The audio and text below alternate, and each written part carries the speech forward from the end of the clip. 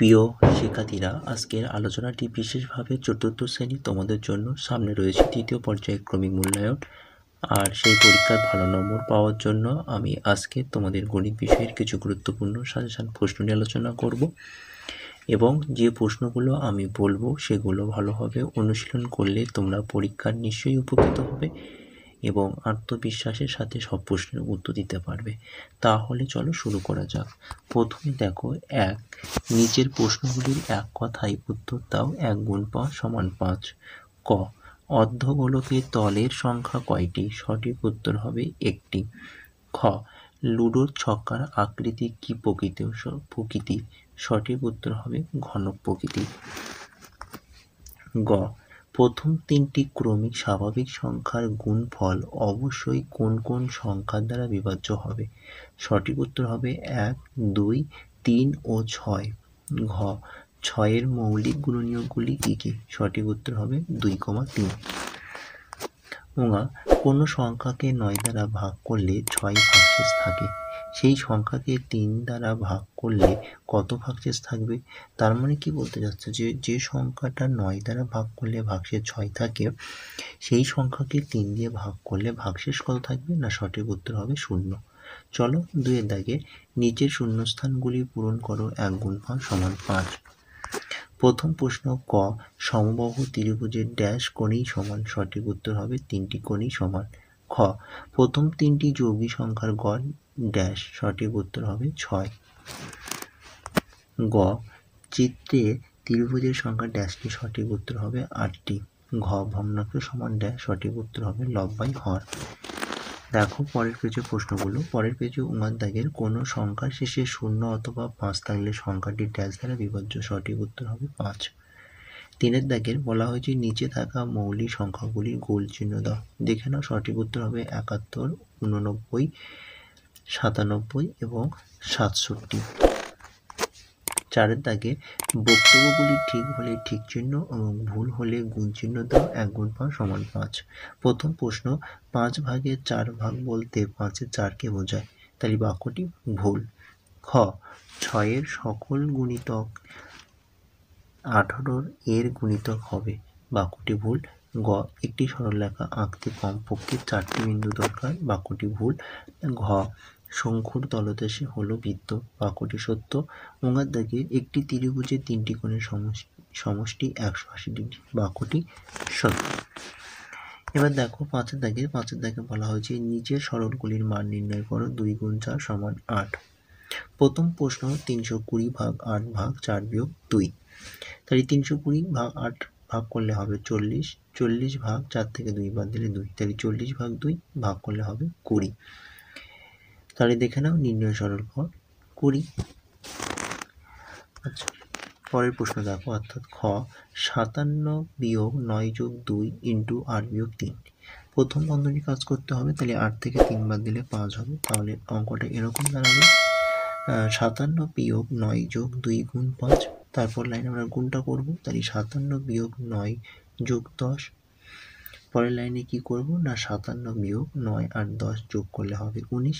57 বিয়োগ 19, 57 থেকে 19 বাদ দিলে হবে 38। তাহলে সঠিক উত্তর দাঁড়াবে নির্ণয় সরলফল 38।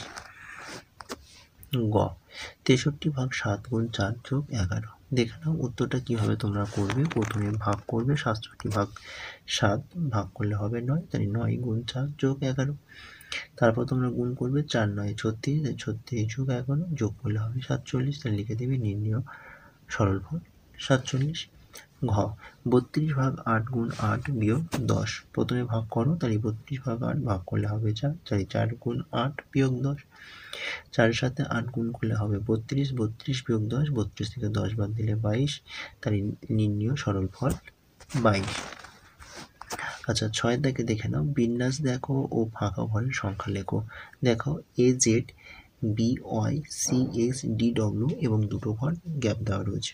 তাহলে কি কি হবে দেখে নাও, একটাতে হবে EV আর একটা হবে FU। খ, পরের অঙ্কটা দেখে নাও। পরের অঙ্কটার এখানে কি সংখ্যা বসবে, তাহলে অঙ্কটা কীভাবে করবো, এই দুটো সংখ্যাকে প্রথমে যোগ করব, অর্থাৎ 28 আর 40 সংখ্যাটাকে যোগ করব। তাহলে 28 এবং 40 এই দুটো অঙ্ক যোগ করলে হবে কত বলো তো, 68। যদি আমি 68 থেকে 2 বাদ দিই তাহলে সঠিক উত্তর দাঁড়াবে 66। তাহলে এই ফাঁকা ঘরে সঠিক উত্তর কত দাঁড়াবে, 66। কেন করলাম এইভাবে, না আগের অঙ্কগুলো ঠিক এইভাবে করা হয়েছে। নিশ্চয়ই দেখো 13 আর 15 যোগ করলে কত হবে 28, 28 থেকে 2 বাদ দিলে হবে 26, সেম। তাহলে এরকম নিয়মটাকে ফলো করে আমাদের 3 নম্বর অঙ্কটা বার করতে হবে। 7 দাগে দেখে নাও, নিচের প্রশ্নগুলির উত্তর দাও। 2 গুণ 3 সমান 6। ক 70 এর অর্ধেক অপেক্ষা 17 কম সংখ্যাটি কি? তাহলে 70 অর্ধেক, 70কে অর্ধেক করলে হবে 35, তাহলে 35 এর অপেক্ষা 17 কম, তাহলে 35 বিয়োগ 17, তাহলে সংখ্যাটি হলো 18।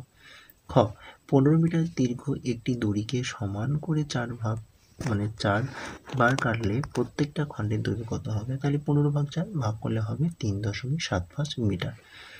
গদ্দাকে দেখো একটা পরিসীমার অঙ্ক। পরিসীমার অঙ্ক তোমরা জানো, চিত্রটি যেগুলো মান দেওয়া থাকবে তার চারধারের মানগুলো নিয়ে যোগ করলে যে উত্তরটা বার হবে সেটাই হচ্ছে পরিসীমা।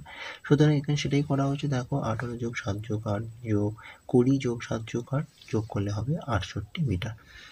8 দাগে নিচের প্রশ্নগুলির উত্তর দাও। 4 গুণ 3 সমান 12। প্রথম প্রশ্ন, পুতুল মাসি এক সপ্তাহে মোট 210টি কাগজের ঠোঙা তৈরি করেন। তিনি প্রতিদিন সমান সংখ্যক ঠোঙা তৈরি করলে একদিনে কতগুলি ঠোঙা তৈরি করতে পারবেন হিসাব করি। প্রথমে অঙ্কটা দেখে নাও, বলা হয়েছিল এক সপ্তাহে 210টি কাগজের ঠোঙা তৈরি করেন। তাহলে এক সপ্তাহ মানে 7 দিন, তাহলে 7 দিনে মোট ঠোঙা তৈরি করছে 210টি, তাহলে একদিনে কত করবে, নিশ্চয়ই কম করবে, ভাগ হবে। তাহলে দেখে নাও 210 ভাগ 7 ভাগ করলে হবে 30টি। আর আমরা একটু লিখে দিয়েছি যে এক সপ্তাহ সমান 7 দিন। তাহলে তোমরা উত্তরটা লিখে দেবে যে তিনি প্রতিদিন সমান সংখ্যার ঠোঙা তৈরি করলে একদিনে 30টি ঠোঙা তৈরি করতে পারবে। খ মালদার এক বাগানে 5175টি আম গাছ আছে। প্রতি সারিতে সমান সংখ্যক আম গাছ আছে। মোট সারির সংখ্যা 25 হলে প্রতি সারিতে কতগুলি আম গাছ আছে হিসাব করো। মৌলিক উৎপাদক বিবেচনের সাহায্যে হিসাব করো। তাহলে কি বলা হচ্ছে, দেখো মোট আম গাছের সংখ্যা রয়েছে 5175টি এবং মোট সারির সংখ্যা রয়েছে 25।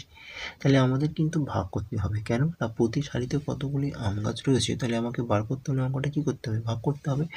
তাহলে 5175 ভাগ 25, 25টাকে মৌলিক উৎপাদক বিবেচনায় ভাঙলে কি হবে না, 5 গুণ 5। প্রথমে 5175কে 5 দিয়ে ভাগ করলে হবে 1035।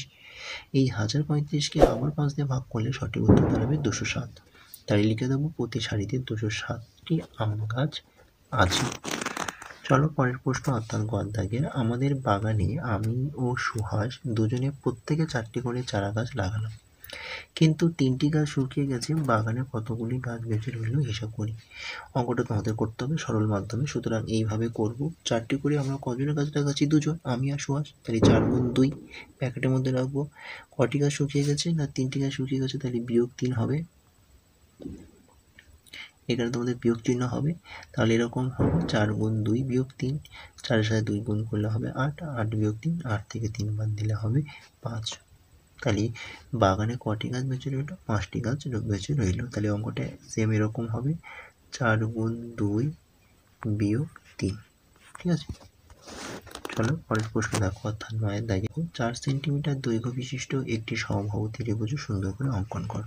তোমরা সমবাহু ত্রিভুজ নিশ্চয়ই জানো। সমবাহু ত্রিভুজ কাকে বলে, না যে ত্রিভুজের 3টি বাহু দৈর্ঘ্য সমান তাকে সমবাহু ত্রিভুজ বলে। সুতরাং তোমরা সমবাহু ত্রিভুজের চিত্রটি তোমরা নিজেরাই বাড়িতে করো।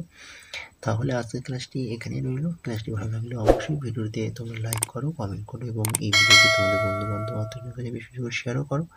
আজকের ক্লাসটি আমাদের রইল। টাটা, বাই বাই, ভালো থেকো, সুস্থ থেকো।